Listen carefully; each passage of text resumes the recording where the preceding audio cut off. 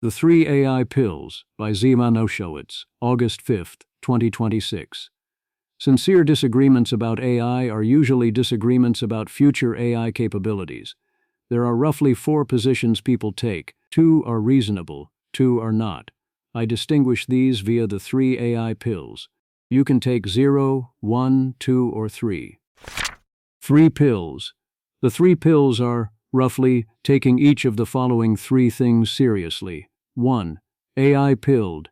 AI exists and can do the things it can already do. 2. AGI pilled. AI will be able to do a lot more of the things. 3. ASI pilled.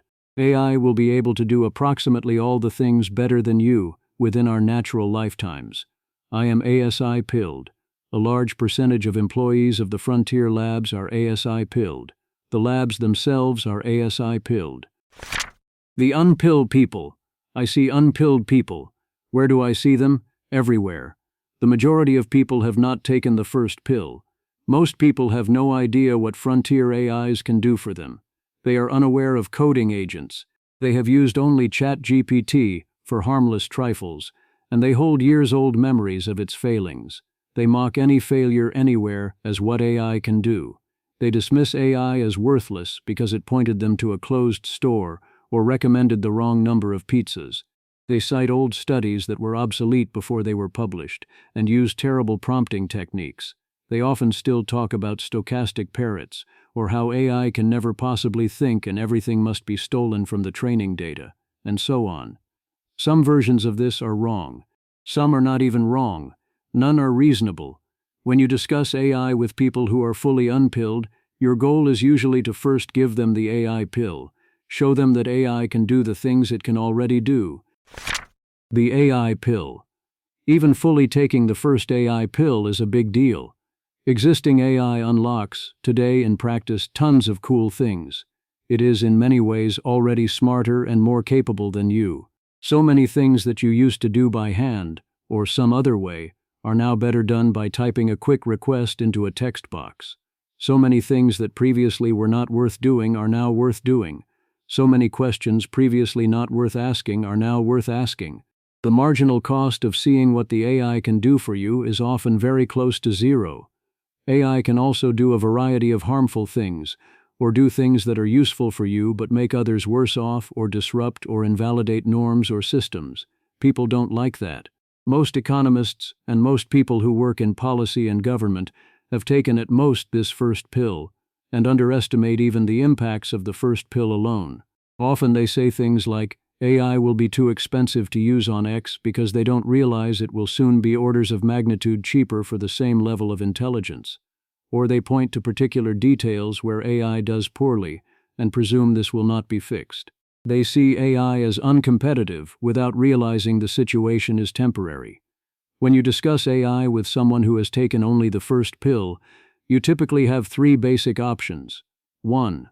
You can try to fully AI pill them and explain the things AI can already do and the implications of what that means, even if things stop here. 2. You can try to explain that we will get better at using what AI we have and that there is a lot of unhobbling left for us to do, even if things stop here. 3. You can explain that things will not stop here, and you need to be thinking about what future AIs will be able to do. Get them to take at least the AGI pill.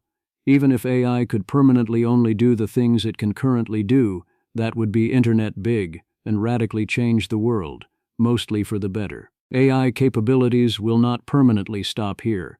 It is wrong to not take the second pill. Stuck at the first pill. Our debates about AI remain largely stuck on settled questions because so many people cannot even take the first pill. Dean W. Ball. A couple years ago, the AI debate was centered, rightfully, on whether crazy-sounding things like AIs autonomously making math breakthroughs and AIs breaking from their sandbox and hacking on the internet would be real things in the near term. Sometimes it feels like that's still the debate we're having. This can be frustrating, because in my view that debate is settled and was settled quite a while ago. To have good discussions, we need to at least take the second pill.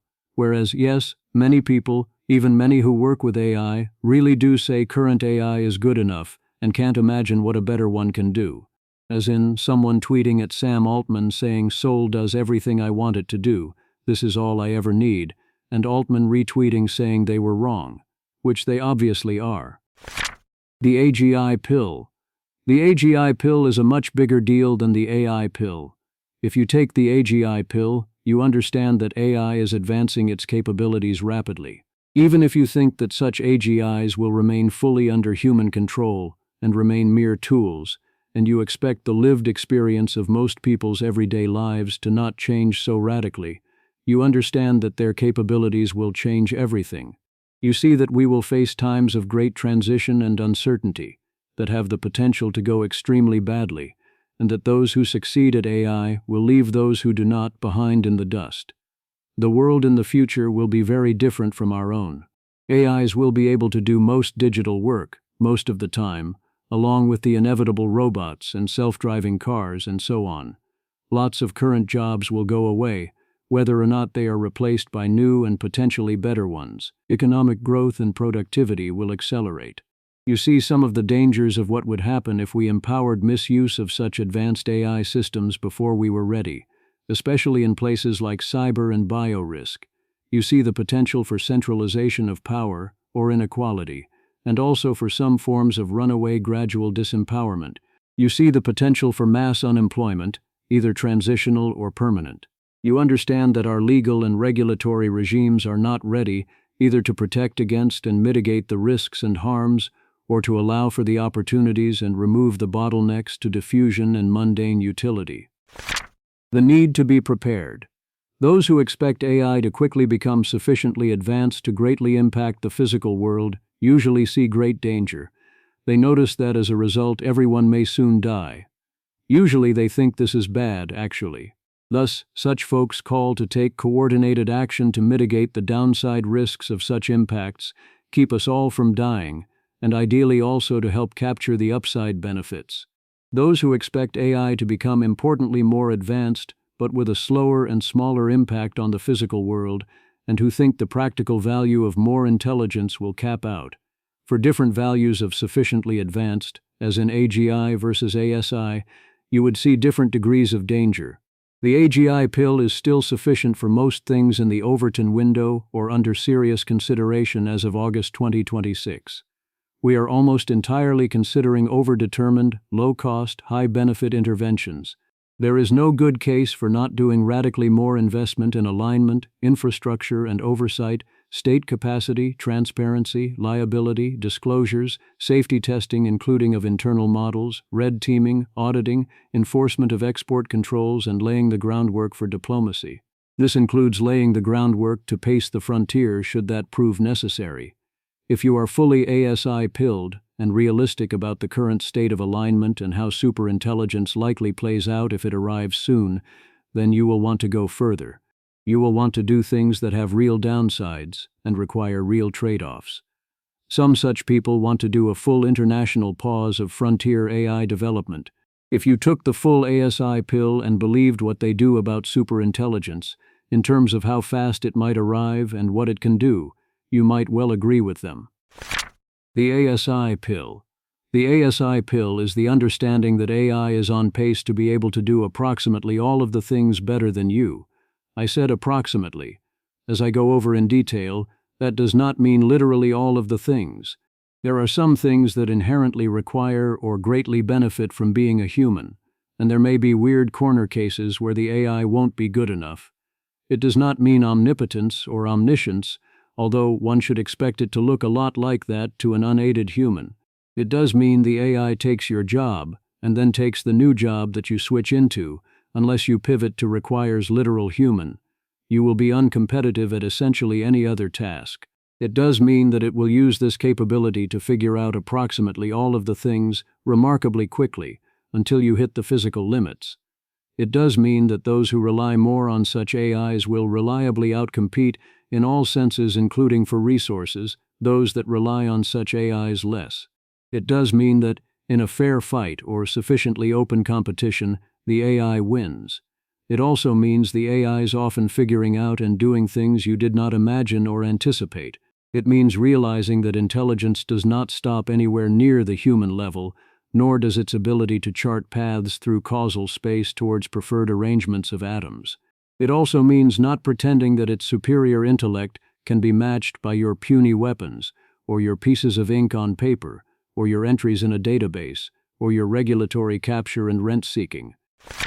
And then nothing much changes for you. Despite all that, the sign of the AGI pill, as opposed to the ASI pill, is the belief that day-to-day life will continue to look similar to how it looks now, in the sense that we see day-to-day life in 1926 as not that different from life in 2026. Sometimes this is clearly disingenuous, as it is coming from someone ASI pilled enough to know better. I read Sam Altman saying various forms of life will not much change after the singularity, as basically unjustified obvious nonsense to reassure his audiences, rather than a coherent position. Sometimes the person such folks want to reassure most is themselves. Others sometimes do have something more concrete in mind as their vision of the future and why it will not change so much, with varying degrees of coherence. Those with only the AGI pill believe in bottlenecks that hold back change. They often believe that our ability to exponentially grow AI's capacity and capabilities will hit various physical limits. There can only be so many chips. Actions take time. Things too far out there are often pejoratively dismissed as magic. They often believe there is not that much left to physically discover, in the classic close the patent office kind of way, even in theory. Your steak can only be so tender, your lobster so buttery, your lifespan so long, and your status so high, so why does it matter? I strongly disagree on lifespan and health, and expect we have a long way to go in so many other ways in terms of finding value.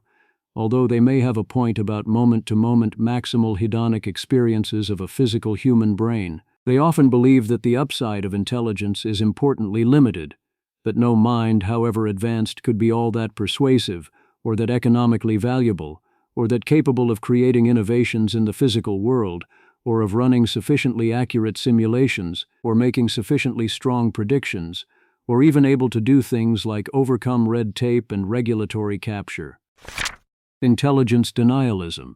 I sometimes call this intelligence denialism, the idea that being smarter is not all that, no matter how smart one gets, that there is this thing, intelligence, that you either have or don't have, and that minds cap out. Often this extends to denying that more intelligent humans can do and accomplish the things they clearly do and accomplish. Other times, it is the idea that intelligence tops out at smart human, and all a mind can do is imitate that smart human. Maybe you can do it faster and cheaper, and at scale, with better memory and so on, but that's it. And such folks fail to understand that if you took the union of all human mental capabilities and all access to knowledge, at scale in parallel, much faster and cheaper, that this alone would run circles around anyone and everyone, everywhere, and that if this lacked physical capabilities or access, this would be trivial to get. This is, usually, the central good reason people who are AGI pilled do not take the ASI pill. They are unable to understand that superintelligence is a thing.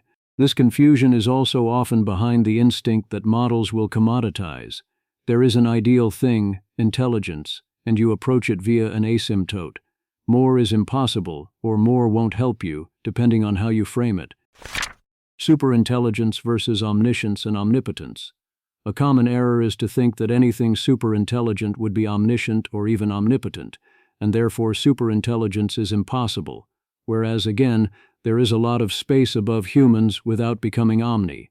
There are many other similar confusions, where there is some upper bound to X is confused with we are at or near the upper bound to X.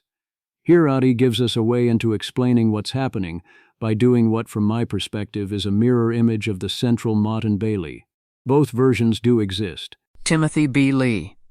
There's an epistemic chasm between those who think superintelligence implies near omnipotence and those like me who don't. Adi, there's a Mott and Bailey trick being played between two definitions of superintelligence. Big S superintelligence, which is definitionally omnipotent, and small's superintelligence, which is the hypothesized end state of the current thread of AI research. It's surprising how uncritically the AI safety community treats these dubious equivalences, especially since one of the most famous treatments of the Motten-Bailey fallacy comes from none other than Scott Alexander, who's quite prominent in the community. As in, I see the following a lot. Zvi Moshowitz. The Motten-Bailey here is real, but more commonly it is in reverse, as in a form of 1. You claim superintelligence S soon will run circles around humans and do absurd stuff. 2. But S would not be fully omniscient/omnipotent. 3.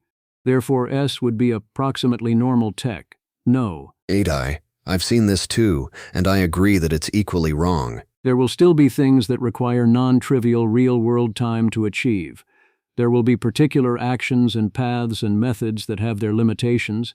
These limitations matter. Fully abstracting them away can be a large mistake. I constantly see versions of, the mind that is maximally good still could not do thing it seems to me it could obviously do, or even thing it can already do, and I think this form of conjunction is a lot of why, and how people justify themselves. When AI gains capabilities, and more things fall, they move the goalposts but don't change the game. Adi's comment above was in the context of discussing Plan A, where the AIs are very obviously not big superintelligence in Adi's lexicon. There are practical things that these AIs cannot do, or can only do up to a point. The mistake was not being made. It sometimes gets made, but this is rare. Persuasion, a worked example. At most, one can claim some particular capability, typically very effective persuasion, often super persuasion, would not be possible.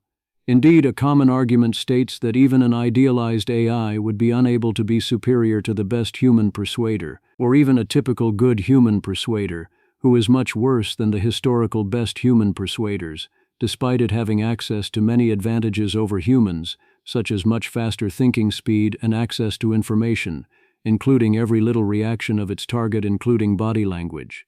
Often this is done by citing that context matters for persuasion.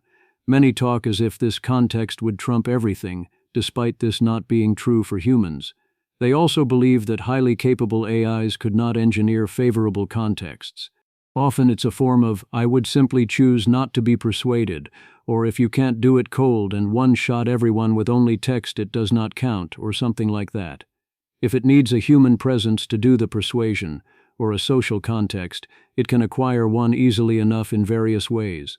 I flat out cannot understand why someone would think advanced AIs will remain relatively unpersuasive, other than to think that AI will not get much more capable than it already is. And that's if we fully restrict the AI to using known standard persuasion techniques and rule out any wizardry. Yet I am not a superhuman persuader, so many find my arguments unconvincing.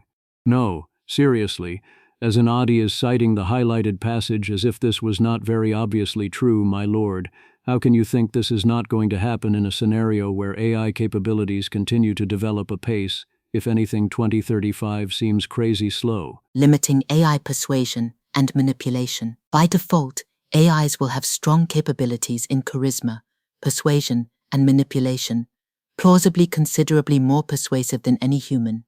In this scenario, this would happen by default around 2035. Meanwhile, AI labor is extremely cheap and fast. Absent intervention, anyone could hire the equivalent of a large team of expert persuaders, tireless and coordinated, to work full-time on a single person. Companies could afford to spin up such a team for every potential customer, and political campaigns could do this for every swing voter. Millions of AIs could be assigned to finding the best way to change one politician's mind on one issue. People will also spend much of their time interacting with AIs for work and entertainment, and some may spend lots of time with AI friends or companions. This just isn't much of a threshold, nor does it require that the AI do this from pure text box versus what a human can do in person. It just says that, given access to similar tools, the AI will be able to do considerably better than any human. How could you not think this, given the rest of the scenario, even if all it does is have all the advantages and skills of the various different humans, plus the ability to process a lot more information a lot faster. And like, worst case, the AI gets an earpiece and tells a human what to do, Jesus. Another way of thinking about this, Adrian Ecofe. Could a super persuasive AI get a high-speed rail line between SF and LA constructed for under $50 billion and under 10 years with existing construction technology? Dean W. Ball. No. Nat McAleese, Dean W. Ball. I think this is an important question not to be overconfident on, and if it feels obvious, you are surely overconfident. Dean W. Ball. Obviously there are no guarantees, but frontier AI systems reforming Seeker and then cleanly funneling tens of billions of dollars through California's government doesn't seem realistic plus like a thing to prioritize compared to many other things. My answer for a sufficiently persuasive AI is essentially yes, but not without incidentally taking over at least the California government. Instrumental convergence. Not that you would then choose to focus on high-speed rail, as Dean replies. This is not a case of would so much as could. The point is the could, in theory.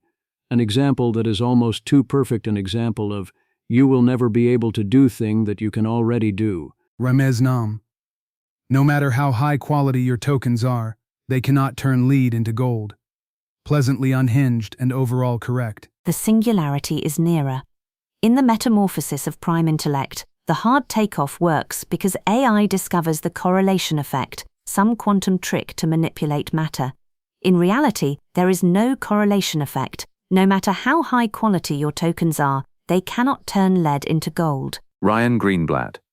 I get the idea, but this is a funny example because it is totally feasible to turn lead into gold. Extremely capable AI systems, after tech R&D and infrastructure build-out, will have the capacity to very quickly build infrastructure for turning lead to gold. We already have successfully turned lead into gold in 2025. It's just cost prohibitive with current methods. People really do model the world as if anything we don't specifically have a clear path to already doing cannot ever be done. Everyone wants to close the patent office. Things AI could probably do but are not required for being pilled. Could such an AI send off an order to a biolab and end up with programmed self-replicating diamond nanoprobes? Could it do so without any physical experiments, based purely on simulations? Could it do so with a relatively fast series of experiments? Could it instead do other similarly powerful things that do an end run around everything and let it do whatever it wants? On what time frame? No one knows where the physical limits lie, either for the end of full RSI, recursive self-improvement, or for where the current cycles might top off in practice.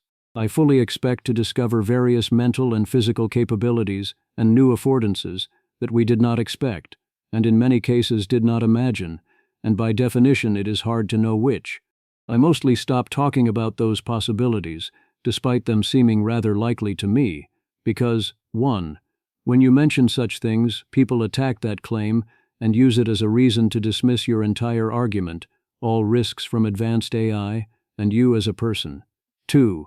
This strategy works because such claims are much harder to justify, less certain. 3. You don't need such claims to get the same results. Sufficiently advanced AI can get there with only capabilities we can be confident such AIs will have, because humans already have them modulo sufficient compute, parameters and data. E.g., maybe James Bond can't always get the girl, maybe he can, and maybe Q's latest gadget is a thing you can build and maybe it isn't, but I am damn sure Bond has a gun and is very good with it, and the gun really is all he needs on this one, but a lot of people don't understand this. So I choose to argue as if all he has is the gun. Another approach is this, which works for some but I do not expect it to be at all persuasive to Timothy Lee. Jack Gallagher. The intuition that made it click for me was thinking of it less in terms of intelligence and more in terms of things like mature time horizons. A lot of work is intelligence times schlep gated, and as you improve on those axes, just about everything eventually falls. Maybe you still miss some grand creative spark, but nanotech doesn't require a creative spark from here, it requires relentless grinding on miniaturization. Many things will still be bound on serial experimentation, but as the cost of any given level of intelligence goes to zero, we'll end up running way more of the available experiments in parallel. Life comes at you increasingly fast. Another reason people stop at the AGI pill is not understanding or rejecting out of hand as too sci-fi or weird or absurd or whatnot, the idea of recursive self-improvement or a singularity, or that things might be radically accelerating. They can accept that things are speeding up, but not that the speeding up is itself speeding up, and so on, which indeed is already happening and hard to miss. This has in some sense been happening for a very long time. The math predicts a singularity. This is then sometimes used to say, well, this is not a new development, but that is how exponentials work. Nothing centrally new happens, and yet kaboom. As a reminder, with rounding, don't at me, 1, 4.5 billion years ago, Earth. 2, 300,000 years ago, Homo sapiens. 3, 10,000 years ago, agriculture. 4, 300 years ago, Industrial Revolution. 5, 80 years ago, computers. 6, 8 years ago, LLMs. You can be misled by, oh, there is this step change where you are suddenly in a singularity and having recursive self-improvement, and until then, no, or this new thing is not different. Is it reasonable to not be AGI pilled? No. If you are not AGI pilled, your reactions to AI will not be wise or prudent. Alas, much of our policy and conversation is being driven by people who are not AGI pilled. When we see positions that rely on not being AGI pilled, we should say so, and engage or not engage with them accordingly. Is it reasonable to only be AGI pilled? Yes, if you seriously grapple with its implications and know what your cruxes are. I think it is wrong. But it is a coherent position that is at least wrong to think that our current techniques and resources will not fully get there, and AI capabilities are likely to top out before things we would properly call superintelligence. Or at least, I don't think treating this as unreasonable would be productive.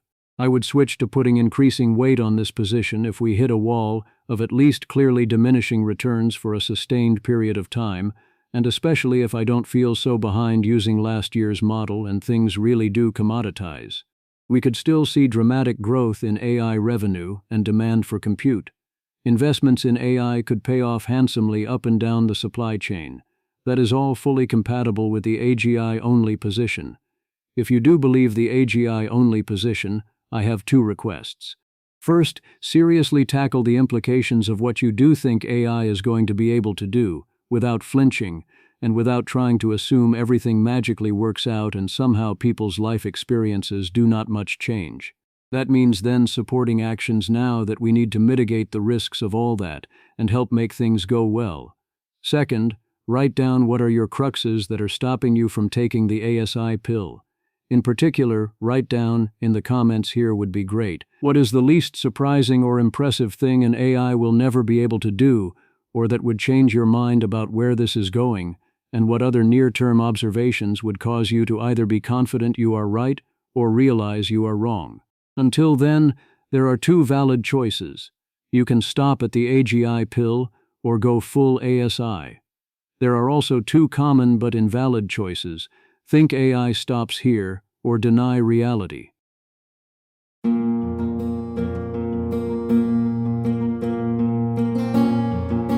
This has been an episode of the Don't Worry About the Vase podcast.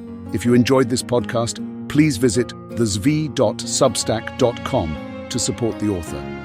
If you enjoy having AI-narrated episodes, please note this is a listener-supported podcast. To receive new posts and support the cost of creation, consider becoming a subscriber at dwatvpodcast.substack.com. Thanks for listening.